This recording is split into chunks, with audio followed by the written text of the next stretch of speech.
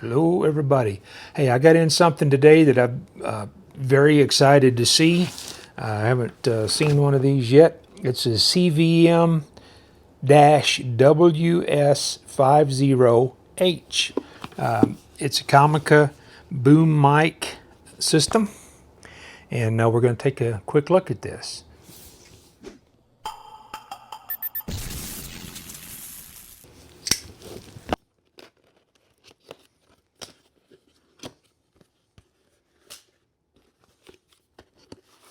Wow, it comes in a nice travel case. I wasn't expecting that.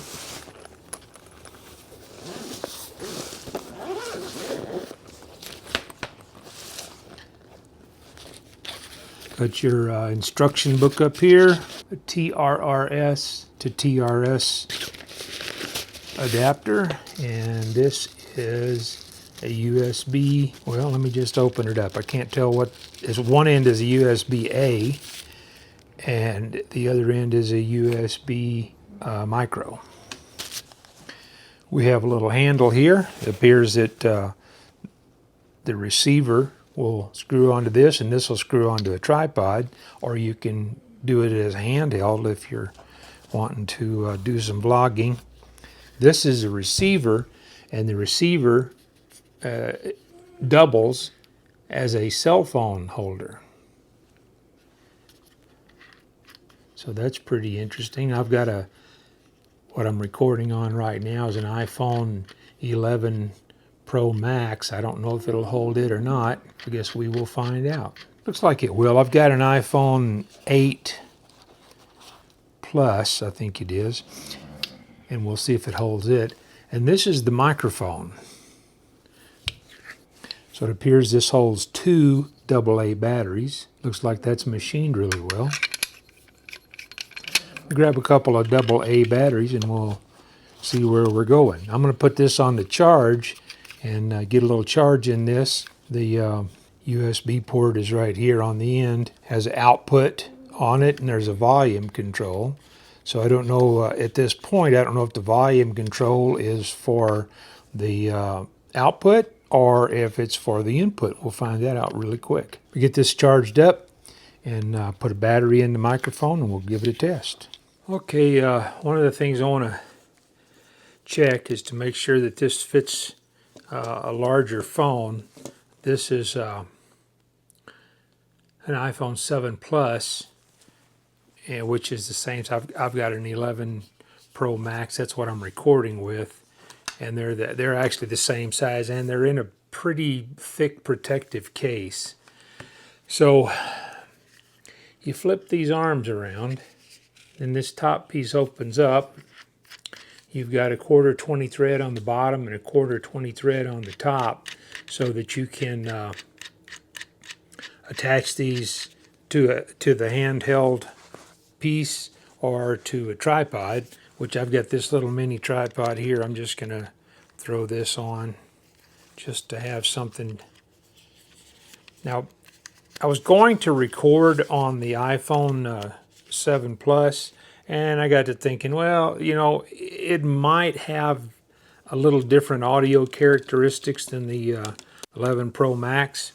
So I figured I'd just do everything on there. So what I'm going to do in a minute, I'm going to put this on my tripod. I'm going to actually go outside just for a minute and do a range test, because it's currently below 0 Fahrenheit without the wind chill.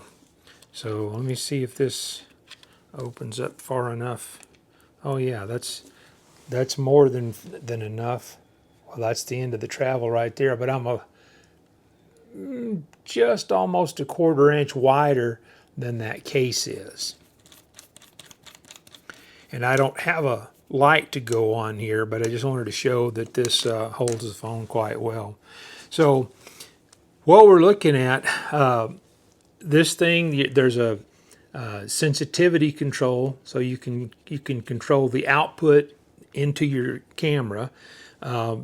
There's the output cable, which I put right here. Now this has a TRRS, which goes into the receiver, a TRRS that goes into your phone. If you have an Android phone, this will plug directly in. If you have an iPhone, you're going to need this little adapter. It does not come with this adapter. This is the TRRS to Lightning adapter. I'll throw a link down in the description to that. Put this in upside down for what I want her to do. So, and there's a headphone jack on the bottom if you want to monitor the input. There's a micro USB charge port right here on the side. And you've got, I'll get a little close up in just a second. But this is your setup right here. And then you can, I use Filmic Pro, and there's an audio adjustment in Filmic Pro. So I don't know what the settings are going to be for this microphone. But let me get this thing a little closer to the camera so I can show you what I want to show you. And you've got your power button here, which functions also as a mute control. Then you've got the channel selector down here. So you just hold this for a couple of seconds. It turns it on. It'll tell you what channel it's on, and if it's not paired to the let's see. I think that green light will go out once it's connected to the mic, or go solid, I should say. It will stop blinking. There you go. That's the words I was looking for. So you've got a channel indicator on the mic, and you just toggle through the channels. It doesn't have auto sync, so as you see, the green light is blinking now. So what you'll have to do is change this to channel 3, and once they sync back up, the light stops blinking. So that'll always kind of give you a visual cue. These are all the things that you need to concern yourself with. I don't know exactly what the range is, but this is not really designed as a run across the county microphone, and I'm thinking that probably it's not in the manual, so I'm thinking probably 100, 150 foot maybe. We'll test that out, and like I said, it's going to be a really, really short test. Now, let me just go ahead and put this on the tripod, hook up my iPhone 11 Pro Max to it so that you can get a kind of a comparison with the microphone I'm using now. I'm using another Comica mic, Boom X UD2. It's a 2 mic input with the microphone transmitter pack that you wear, and you can use the built-in mic, or you can use the lav mic. Anyway, we'll put this on a tripod, switch phones, and I'll be right back. Okay, what I'm going to do is I'm going to turn the low pass filter on and off, low cut filter on and off, and so I'm pretty sure that it probably needs the bottom of the microphone screwed on. I'm not going to make you endure that noise. So right now I've got the low cut filter is on. So this is a low cut filter on. 1, 2, 3, 4, 5, 4, 3, 2, 1. I'm going to take the bottom of the mic off, turn the filter off, put the bottom of the mic back on, and I'll be right back. I think it probably changes the tone of the microphone with or without that being on there, since it's part of the enclosure. This is with the low cut filter turned off. So 1, 2, 3, 4, 5, 5, 4, 3, 2, 1 without the low cut filter. The other thing I wanted to do was an off-axis test.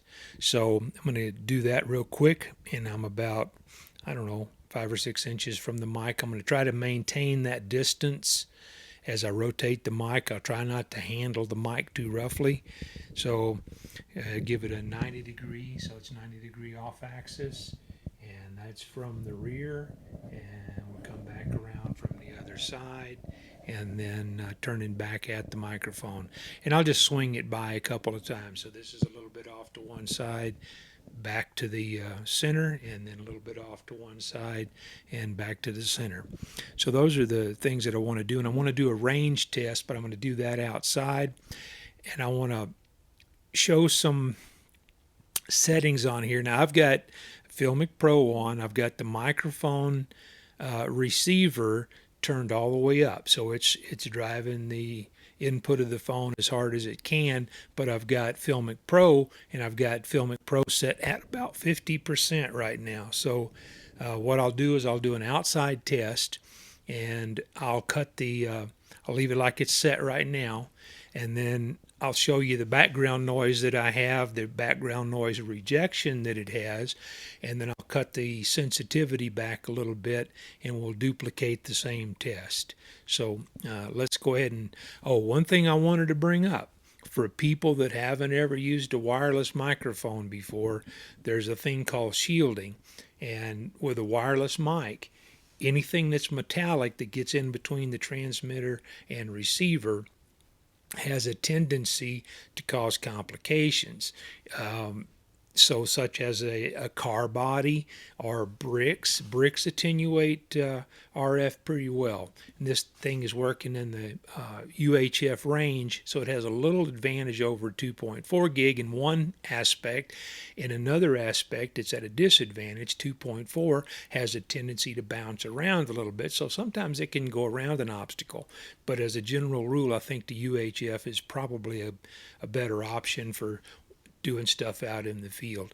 Our bodies, as an example, anything that'll cook in the microwave will block a radio signal. If you could wad me up and put me in a microwave, please don't try to do that, but I would cook. So the water in my body acts as a shield. So if you're using a belt pack type audio system, or this one, if you turn your back to the camera, you have a tendency to get your body between the transmitter and receiver. All of those things have an effect on the range of this microphone or any wireless microphone system. So all that said, we're going to go outside. I will get the camera or my body between the camera and the mic, and then see if it makes any difference. And I'm only going to go 50 feet.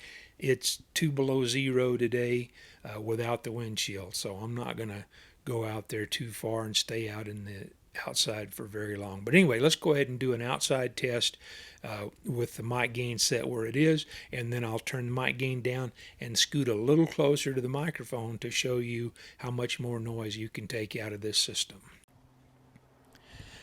Okay, I've got a little bit of wind blowing. It's 2 below zero in Fahrenheit, and the snow here is pretty crunchy. It should be rejecting some of it. I'll turn the mic down toward my feet, and then back up. And I'm I think about 55 feet from the transmitter. From the transmitter to the receiver on the back of the camera. So I'm going to go back up, and I'm going to turn the sensitivity down, and then I'll get a little closer to the microphone. You can see how much of the crunchy snow noise you can hear like this. And let me adjust the sensitivity on the receiver. Okay, I don't know that I've got it exactly at the same level that it was, but you can see if there's any difference in the snow noise, and I'll point the microphone down like I did. And then back up, but I'm talking a lot closer to it than I was before, hoping that I can get more of the background noise out. Reject as much noise as possible. So these are some of the possibilities with this mic. So I think if you're wanting to do interviews and stuff, I think this is going to be a good system. Okay, I'm just going to go ahead and wrap this up using the same microphone. A couple of things I want to cover in case I forgot it.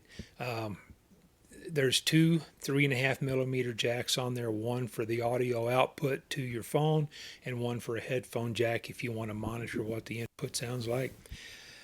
This seems like a pretty decent little microphone. I'm sure there's going to be some handling noise.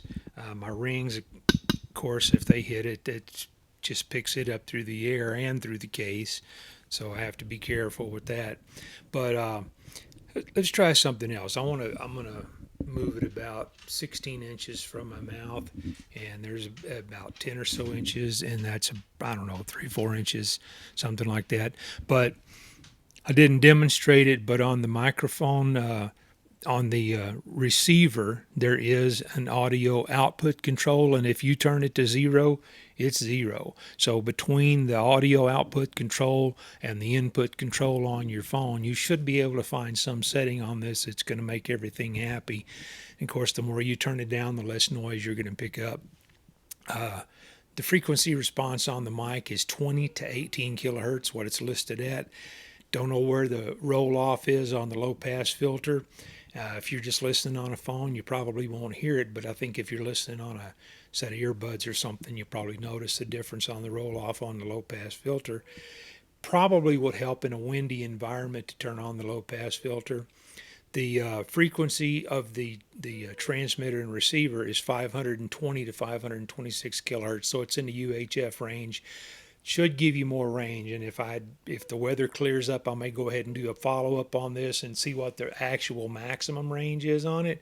But for what this thing is intended, I was 55-ish feet from the camera when I went outside, and I think that's going to be more than adequate if you're going to be doing any interviews with people or stuff like that. You're going to want their faces in there, most likely. So anyway, I'm very pleased with this thing, and I may end up getting the one with the auxiliary pack.